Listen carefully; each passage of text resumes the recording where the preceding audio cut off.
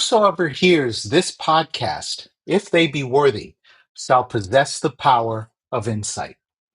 Welcome, mortals and immortals alike, to the podcast of champions. I'm your host, Lord Deathman, guiding you through the Bifrost of the Marvel Cinematic Universe lore.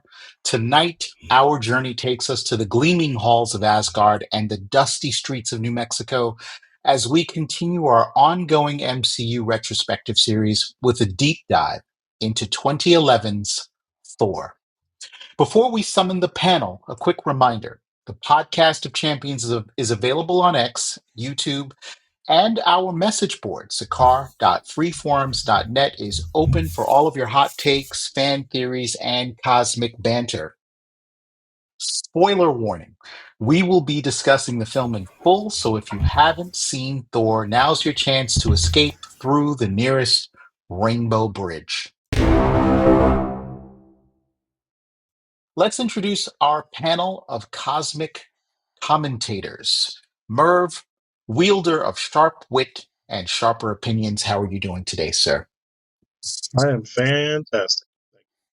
Outstanding, outstanding. We have the Grandmaster, our resident game master and collector of cinematic oddities. How are you doing today, sir?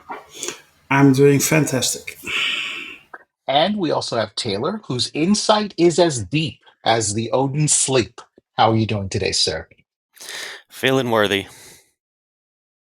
Outstanding, outstanding. And last, but certainly not least, bringing much needed feminine energy to the panel and the discussion, we have Loki's mom. How are you doing today? Doing really well, and as we say in the trucking business, I'm ready to hammer down. All right. That's the spirit. That's how we get into this. Okay. Let's go around the table and start to get some quick impressions. Merv, I want to start with you. And I think as someone who's always appreciated the more cosmic corners of MCU and being a fantasy fan, if I'm not overstepping in terms of that description, what struck you the most about revisiting Thor after all of these years? You are correct. I am a fantasy fan. And I think in general, it was largely the world building. They covered a lot in this movie. They introduced a plethora of characters, all of the Norse gods, including several Earthlings. And they meshed them well together. I think they brought this. Instead of really letting it be gods, they created kind of another world, and they're almost viewed as almost like alien like creatures. But I mean, to us, Earthlings are essentially just gods. But they brought those two worlds together very well, I thought. And this movie was full of comedy, full of fantasy, full of action, and full of a little bit of romance on top of it. So yeah, I think this movie is really enjoyable. Yeah, I'd have to agree. I think it has something for everyone. And I know that's a bit of a cliche, but I really do think that's how Thor plays out in terms of phase one of the MCU. Moving on to Grandmaster, and thank you, by the way, Murph, for those quick impressions. I think, Grandmaster, we all know about your love for spectacle and world building and how you are a strident fan of the MCU. I wanted to know, how did this film's depiction of Asgard and its blend of myth and science land for you this time around? I know you're not from one of the Scandinavian countries technically, but still. No. Um, No. in the vicinity. Yeah, well, a few hours drive. Well, for an American, I think I would be in the vicinity. It would take me about 5 hours to get to Sweden or something. But no, I like this movie. Don't get me. Before everything else, I like this movie. It blends everything well, as Merv said. However, I do feel, yeah, it is visual spectacular. At least the Asgard part of it. I do feel it sometimes. It feels a bit rushed, and the part on Earth is very long, and it felt a little bit like we don't have the budget anymore for special effects, so we put it in the desert and that's it. It's a funny movie at multiple moments. Uh, and I like it a lot, but it does have problems. So I have a little bit of mixed feelings on this. Indeed. Okay. I think that's a fair assessment. I don't know what keeps me loving this movie despite some of its obvious flaws. I think it's just their all out commitment to their comic book rendition of the character. But I totally understand where you are coming from, and I am sorry for putting you in a neighborhood that you might not be in geographically. But I think you're the closest of all of us Yeah, no, to without that a part of the shadow of a world. doubt, without a shadow of a doubt. Just a little bit, just a little bit. Well, maybe if So, no, I'm the closest. I all have right, friends all right. everywhere. Oh, yeah. Oh, goodness. There we go. There we go. Okay. So you're the second closest Grandmaster. But that being said, I want to move on to you, Taylor. I think this is an appropriate segue to get your quick impressions. I mean, there's a lot of focus on great character arcs in this film. I just want to see, what are your thoughts on Thor's journey from like arrogant prince to hero in this first outing? How do you think they stuck the landing with that arc? I think it was executed really well. There were a lot of naysayers before this movie came out. A lot of people saying, well, okay, they could do Iron Man. Sure, that's just a guy who builds a high tech suit. Yeah, they can do Thor. That's a guy, scientist, takes a serum, turns into a monster. But how are they going to do the cosmic Asgardian Norse gods and all the mythology and everything that goes along with it? That'll never work. It'll be too hokey in live action. Well, it did work. They did a really great job with it. And the part on Earth, I mean, that's a pretty significant portion of the Silver Age comics story of Thor. His time on Earth Yeah. at banished from Asgard, and I think that whole part, of course, was a homage to that, or the bringing that into the MCU, that portion of his lore. And I think they did a pretty good job with it. And I think this movie is a good intro to the vast cosmic and space portion of the Marvel universe. And again, I think the Branagh and everybody involved did a great job of expanding the MCU at this point. Yeah, I'm with you on this one, Taylor. I think this is just, they created a brilliant framework. And let's not forget that if not for some of the groundwork laid by this film, we would not have the Avengers film that came just a year later, I believe, in terms of that massive team up and inspired outing. So, yes, I'm quite bullish on this film. I think you and I are in the same opinion territory about it. That being said, thank you for those notes, Taylor. I want to jump to last but certainly not least, Lokismom. I think you have a special affinity for this film, given one of its stars who's risen to incredible fame since this Mm-hmm. early outing Oh as yeah. Loki. But yeah, yeah, Uh, uh, let's uh, get your quick impressions and your take on the film. well, yeah, Scaling Car Skarsgård, absolutely. I don't think you can turn television on now without seeing a Skarsgård on it. Um, I'm going to address what Grandmaster, or I'm going to call him the boss tonight. He is smack dab in the middle of this mythology, or at least where this mythologies originate. The reason we call it Norse myth is because in the 13th or 12th century, clerics and whatnot began writing these stories down before they were lost. But we also have to understand when they were written, they were highly influenced by already a long many generations of Christian culture. So those stories do reflect that. So that said, that doesn't really happen here in the movie, the MCU. Yet it sticks to the comic book characters as Stanley and the writers and everybody there sort of envisioned them. They of course robbed a public domain source to get those characters. They don't have to pay for them. I mean, you just basically you can tell any story you want to about them. But anyway, as far as the movie goes, yeah, I mean Tom Hiddleston, absolutely. I had not I had seen him in the Avengers, and for whatever reason, he didn't jump out at me as far as his character went.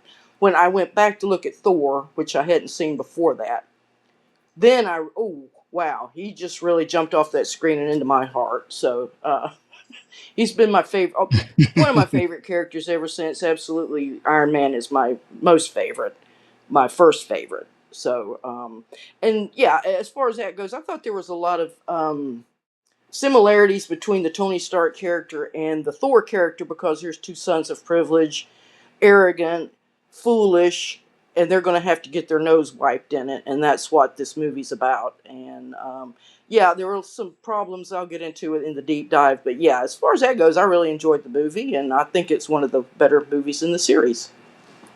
I tend to agree, and that's a very sharp and insightful set of quick impressions. Thank you for those notes. But it is time to drill down deeper and get a hunt started, as a certain supervisor once said. Uh, I want to start with Merv here. The dynamic between Thor and Loki is central to the film, as we all know, and the wider MCU. So that relationship that starts in this film kind of progresses on into other films and becomes pivotal in other plot points. How effective do you think the film is at establishing their relationship, and what moments stood out to you from it? I think it's pretty solid in establishing the relationship, and I think in the future it gets even better. Um, the Thor Loki brotherly, bond, brotherly slash nemesis bond, is one of the strongest ones in the entire MCU. And this is really the birthing point of it. We see them as children, where Odin kind of not so subtly pits them against each other by claiming that only one of them can sit on the throne. And at whatever the age of like 10, they're both infatuated with that idea, the idea that they could become king. Yes. Only one of them though, so naturally they're gonna rival each other and fight about it. And I think that leads Thor to become this legendary warrior, but also leads him to be arrogant of himself, and that leads Loki to, because he probably tried and failed to best Thor in battle one on one, he takes other actions. He uses his cunning and his deception in order to try to win the day, and take glory where it's not earned. Um, and I think here you see them as siblings early on, the brotherly rivalry, and then as the story progresses, you realize that Loki is much more deceptive and much more villainous than it initially led on. But there's also some complications in the mix. Like he finds out that he's adopted, for lack of a better word. And I always forget that up until this time, he thought he was Asgardian, or he believed he was Right? Asgardian. And you could argue, like, well, he is Asgardian because he, obviously we know how the story pans out now. But he kind of relates to Asgard way more than he does Niflheim or whatever the frost giant realm is called appropriately. But it's an interesting dynamic that complicates everything for him. Like he doesn't even know where he belongs anymore at certain points in this film, and I think that's interesting. Um, but yeah, their relationship is amazing, and it really starts here. But I do think that this is probably mostly because you don't get a whole lot of it for a large portion of the film because they're separated while Thor is on Earth and Loki is in Asgard. So you don't see it throughout the entirety of this film, but this is the genesis of it right here. This is what starts, and then in every subsequent Thor movie, with the exception of the latest one, it grows and grows and grows until rivalries become friendships, and you can't break that brotherly bond at a certain point. So it's really strong. It's really interesting to see. Yeah. Um, Almost to the point where sad to see one of them go. Spoilers yes, if you haven't seen the Infinity Saga, yeah. We won't say right? which one. We won't say which one. Um, but yeah, I always thought it was interesting that both of the brothers have these common traits, right? Like, not one of them is like all the way good or all the way bad. We have them sort of being narcissistic. They're very egocentric. They're very much even megalomaniacal in their sort of quest to be worthy of the throne. How did you feel that dynamic worked for the storytelling? I thought it was great, and every time you rewatch it, it's hard to really pinpoint what exactly, because they both have severe flaws at the beginning of this film, especially. I mean, the whole reason Thor gets banished is because he's not worthy anymore, Right. which you can gloss over and say, "Oh, he got over it." But like it took some major adjustment in his character. It took a huge humility on his part in order to like realign his thinking and realize, how to truly become worthy again. That he took it all for granted. It felt like he was the best warrior. He was soon to be king. He basically thought he was in power already, and Odin had to put him in his place and kind of ground him a little bit. Right. It just shows how much of a child he is at the beginning of this film, for sure.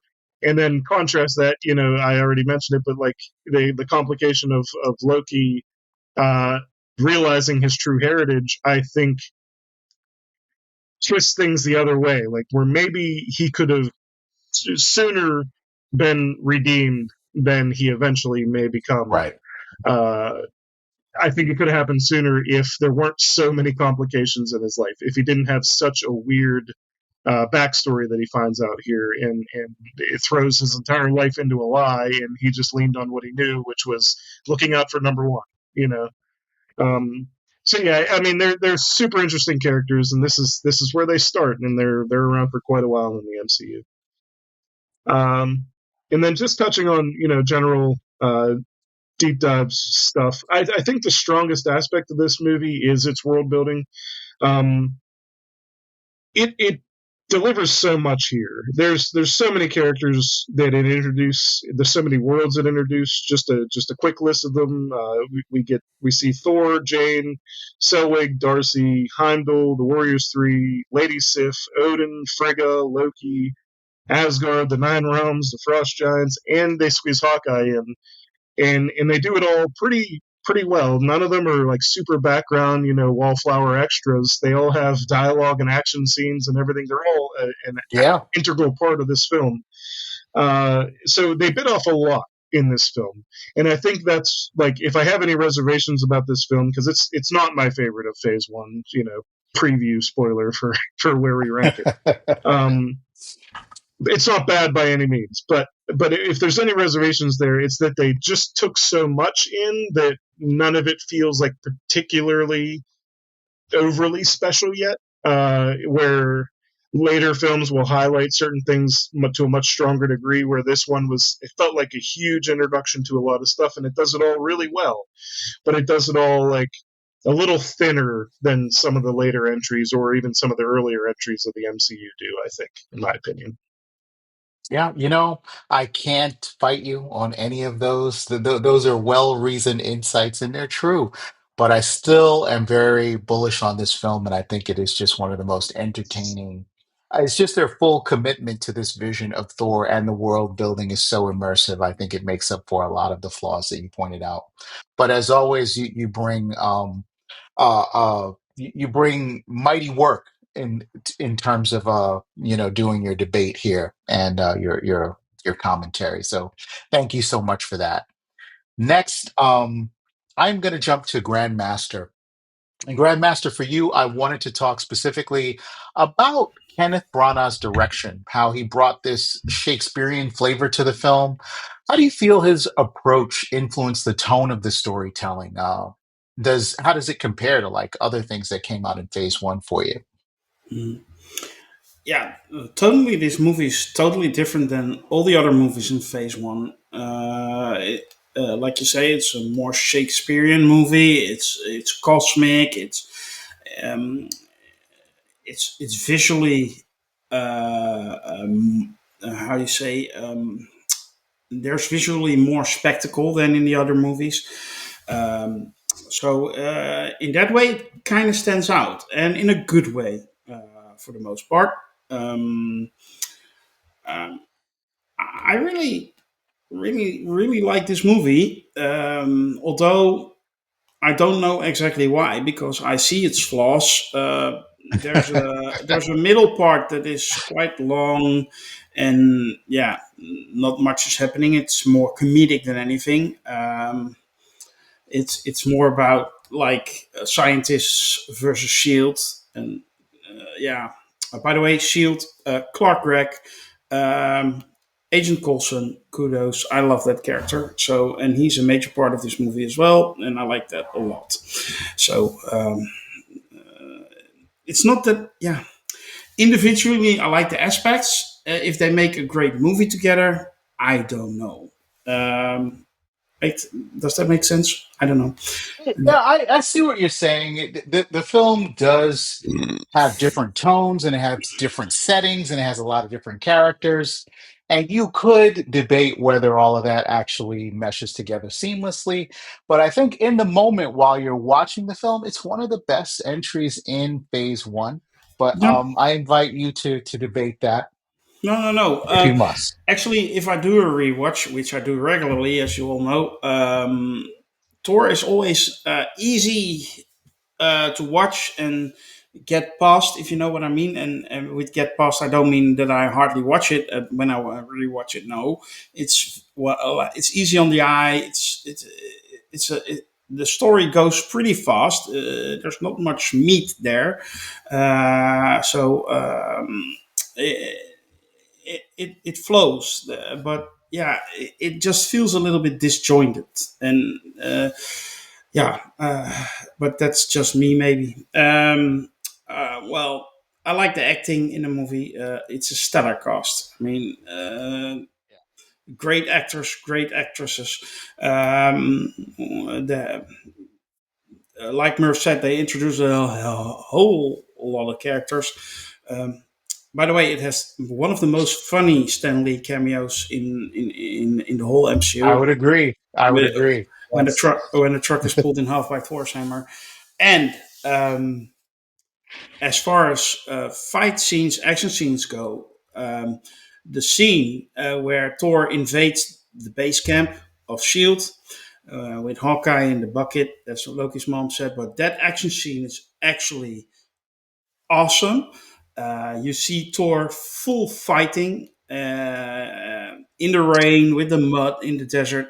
Yeah, it just, that is for me the highlight of the movie. That scene, and the moment he realizes he's really being punished by Odin, and he just let those guys arrest him because, let's face it, if he didn't want to, they could never arrest him. That's just funny. Um, and then you get the next part where Selvig gets him out, and I always feel like this will never work. You go up to the base camp of a U.S. government agency and you say, "Yeah, I know this guy. He's just been through a lot. Oh yeah, take him. It's fine." And not like he just kicked like 20 agents as in the desert. Sure, the U.S. government will just let him go. No problem at all. Yeah, move along home. Uh, that, well, that just doesn't make any sense to me. But anyway, uh, overall, I just like. I really like the movie. I like the beginning. I like the middle. I like the end. I just don't feel it fits together. That's it. But yeah, and the joke, "I need a horse." Yeah, that always gets me going. Indeed. You know, this movie could be like wine and Gatorade. Yeah, Shouldn't work together, but somehow it does.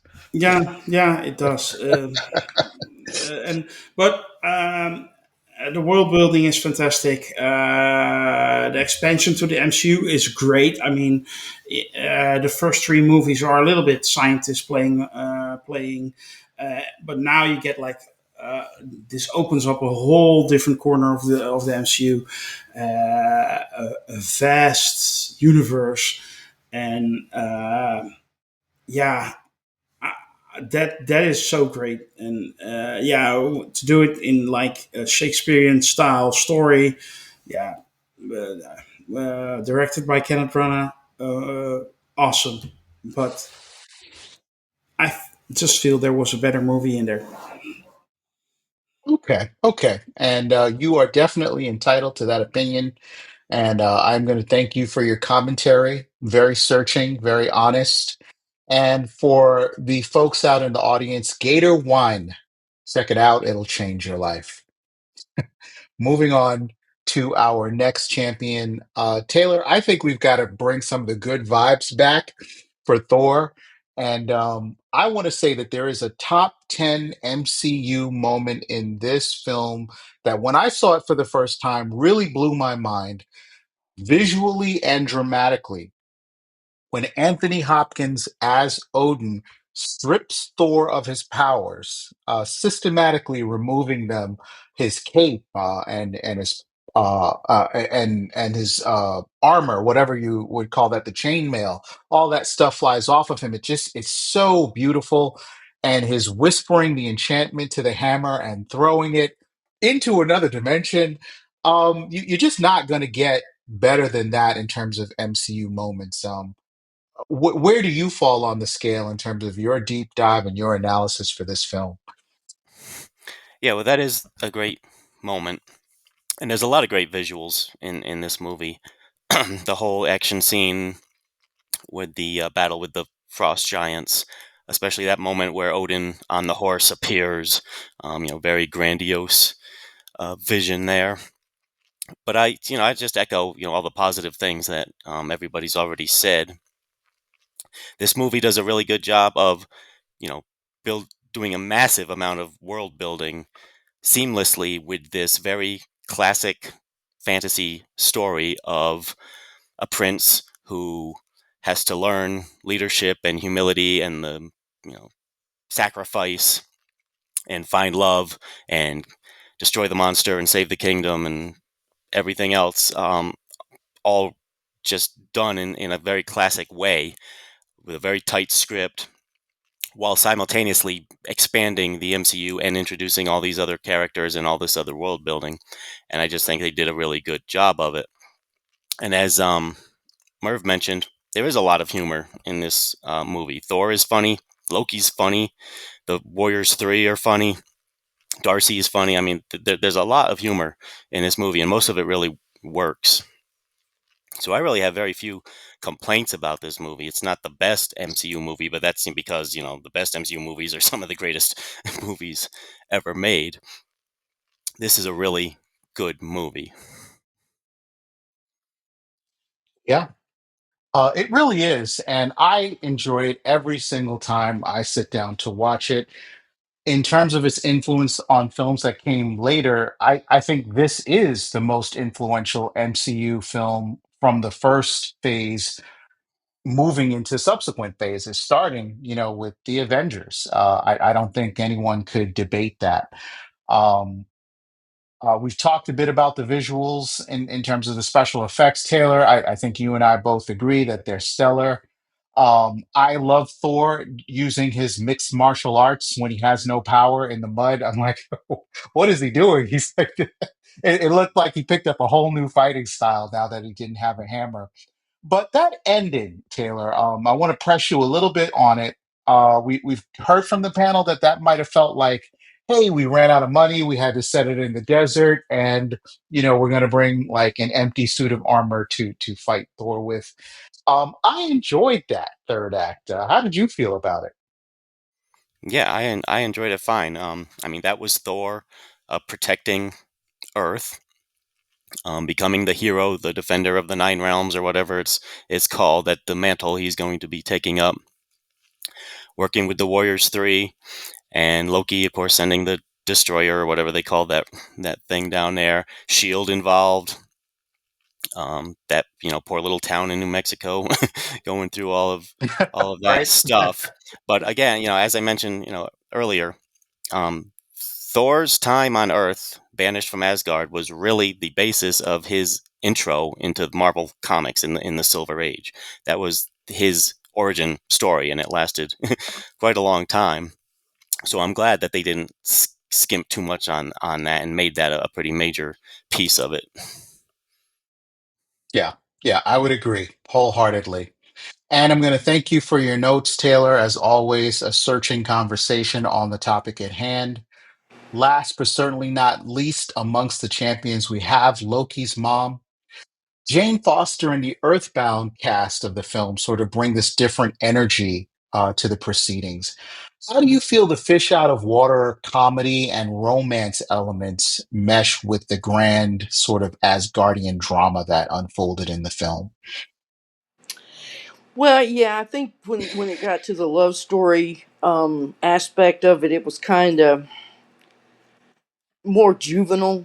I think when the whole when you're down on Earth part with the comedy that goes on between the crew, the Jane and her crew, and Darcy and Professor Solving and their adventures and whatnot, and then juxtaposed to the grandiose of Asgard and that sort of great Shakespearean. Maybe I don't know. Maybe it does. It clashes a little bit. Maybe it can't be helped. Um, yeah, I never really was convinced about their love story. But I can understand it because she was major. That was major character in the comic book, so they had to bring her in. Yeah, some of the other things though that really stood out. Now, one thing about going back to what I was in my opening comments about the mythology. Now, Laufey actually in the myth is Loki's mom. So, hello, folks. My name is Laufey. Not really, but they switched. I guess they switched it in the comic books first, but they switched that around for whatever reason. I don't know why they didn't like his father's name is actually Falbudi in the myths. But anyway, other things, yeah, I didn't really like the. I thought that fight scene though was great. That Grandmaster the boss referenced. They're in that giant hamster tube. it's, I'm sure that was talking about their budget. That was a good way of building a set with just hoops and plastic. Never heard it described that way, but I think we're all gonna remember that. Yeah, Yeah. but it is a great. But then here's Hawkeye. He's just kind of out of nowhere. He never really shows up again in the story. But he's swinging in a bucket, and he's going to shoot with a bow and arrow. Oh, come on! But anyway, talking about how they got in there and got Don back out, Don Blake. Now, remember, going back to the greater mythology, Thor is called Donner in more of the Central European versions of the story. So Don, you see, there's the connection there. So when they get him out, now remember when right at that scene when Hawkeye says, "You want me to take him out?" and he says, "No, I want to see where this goes. Let him go." So remember, Shield is not the FBI. They're not the CIA. The general public doesn't even know they exist at this point. They've existed sub rosa for quite some time, kind of like Area 51 or Project Blue Book or Arrow or any of those things that kind of in real life, believe it or not, we have some of that stuff going on. But of course, Greg Clarkson, I really did like him a lot, and I really hate it. But Odin. I think Odin knows what's going on. Remember, we're looking at these movies in retrospect, so I think Odin understands. He knows the future because he's the All Father. He has the ability to see the future, so he knows what's coming, and he knows he needs to defend Earth because this is actually the first movie I believe in the series where they actually introduce aliens. And of course, they're played as It is. aliens. They're not gods from our spiritual realm as we understand gods on Earth. They're actually aliens living on different planets and whatnot, and they just happen to have this connection, what's called the Rainbow Bridge. That's dark energy. I don't know what it would be, but it's something that they're able to do, and it's called the Einstein-Rosen Bridge, which is theoretically possible that you can Yeah, travel they through. try to Yeah. marry the Mm-hmm. magic of the Norse myths to some type of scientific equivalent today. Mm-hmm. And I think it was a great way for audiences to kind of access it. It was Yeah. actually a pretty clever, yeah. Yeah, that's what I was wanting because rather than making Thor and Odin and all these people like gods that, as we would understand them, no, these are just aliens that have longer lives or whatever, and just remarkably connected to Earth for whatever reasons, and they've existed in the background of our lives, and now they're coming forth again because they need to say, and Odin he knows what's coming. He can't stop it, and so he's got to get Thor on Earth so that he can get his head right as far as what he's going to have to do to be the next Allfather. Indeed, indeed. Did anything else stand out Yeah, as with far as regards? the art direction, of course, it was just beautiful. Asgard, it's all gold, remarkable. Um, the machine, what was it called? The machine where they go to that Heimdall uses to transport everybody. I forget what that's called, but I thought that was just a beautiful, beautiful art direction there. Just, I think they actually kind of reprised it in Ant-Man 3 or Ant-Man 2. I'm not sure, but there's something that they actually Yep. devised another machine that looks sort of like that. So, um, Renee Russo, she was also mention her because Yeah, let's not forget Rene yeah, Russo she's of those actually Lethal the Weapon adopted mom. films. And the whole thing about the sympathy that going back to Tom Hiddleston one more time, he has great pathos. Yeah, of course, I love to talk about him, but he has really great pathos. I mean, he can make you just want to cry for him when he acts. He has that remarkable talent, uh, and he's the outsider. He's a minority. He's somebody who would have been like he says, am I the booger man that you scare children with? Is that who I really am? So you can feel, he feels this. Undoubtedly, the Asgardians hate the Jotuns. They have told bad stories about them and just denigrated them and how horrible they are. And then all of a sudden he finds out that's who he is, and he has been this lie has been kept. The story has been kept from him, and he's lived a lie his whole life. So naturally, that well, not naturally, but understandably, it really tore him up. And being mischievous and deviant anyway, he goes that route. I think Odin, maybe his original plan was he wanted to have Loki on the throne and Jotun and have the two brothers be co-kings of the Nine Realms, but Yeah, it didn't it I think didn't it's come to clear. pass. Yeah, I think it's clear that he loves both his Hmm. sons. He's not playing favorites, but Loki has these feelings of inadequacy that manifest themselves in very negative ways. Hmm. So, but always interesting discussing all of this with you, Loki's mom. I think you're the eminent expert in the room, given your alias Hmm. and your love for Tom Hiddleston. So, yeah, Well, the characters too. be- I'm going to divulge something. I'm somewhat of a informal pagan myself, so indeed. I wouldn't call myself. I'm not active in the pagan world or do anything like that, but I sort of have a cultural affinity for it. Put it that way. Fair enough. Fair enough. We get a little bit of the secret origin of Loki's mom right Hmm. here on the podcast of champions. But we've done the deed. We are proving ourselves to be worthy with each passing second on the show. And there's only one last duty to do before we close out for the evening. And that is to rate 2011's Thor on a scale of 1 to 10.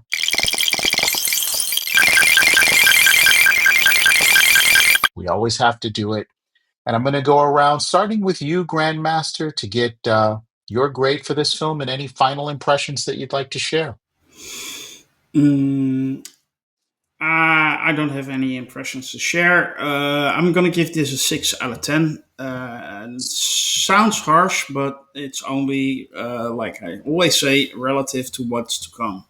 So still entertaining, easy on the eye, not the best movie. 6 out of 10. 6 out of 10, indeed. And the duty now falls to you, Merv. Where do you place Thor in the 1 to 10 scale rating?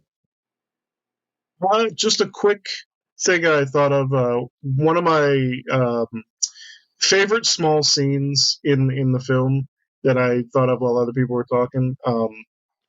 When Loki essentially fires Heimdall from his position, played by the Heimdall, played by the fantastic Idris Elba. He's great and everything. But Heimdall is basically he's only there out of duty.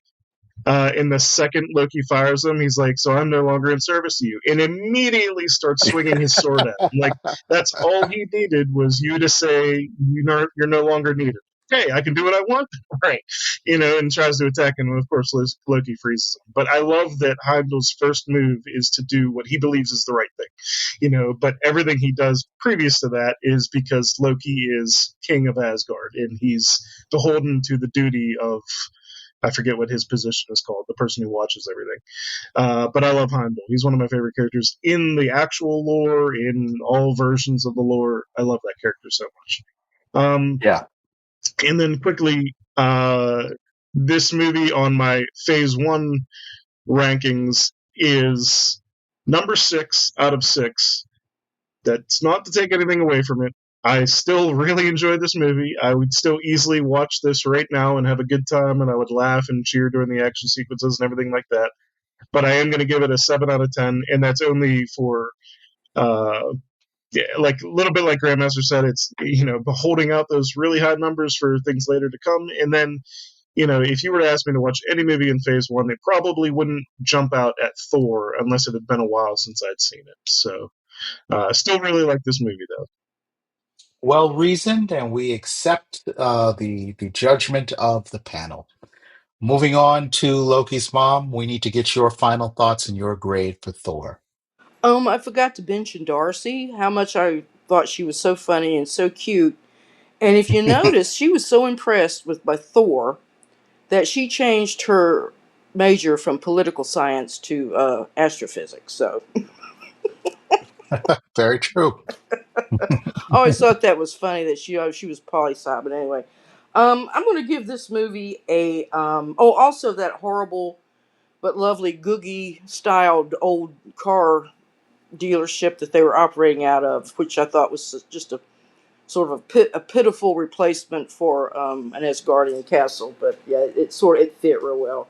I'm going to give this movie the full Roy B. Gov, which would be 7 letters. That's the colors of the rainbow, but I'm going to give it an 8 for Indigo, so my final score is 8 out of 10. 8 out of 10. Thank you. All right. So the detail falls to you now, Taylor. Final thoughts and grades on Thor. This movie introduces one of the MCU's greatest heroes, one of their greatest villains, Asgard, and Hawkeye. So it gets a 9 out of 10. A nine, a 9 out of 10. Spectacular. It's been wonderful discussing this entire film with the panel here. I want to thank you guys for bringing this amazing insight to the film. And I also want to thank our listeners out in the audience. It's been awesome to share this time with you guys. Hope you keep coming back. That being said, though, we are closing out the show officially. And yeah, coming up, we will continue our Infinity Saga coverage, boldly go into more Star Trek and TNG movies, and we're also going to be making a cosmic detour pretty soon with the Fantastic Four, so you won't want to miss any of our coverage on anything in fandom. So until next time, remember, whosoever listens to this podcast, if they be worthy, shall possess the power of fandom.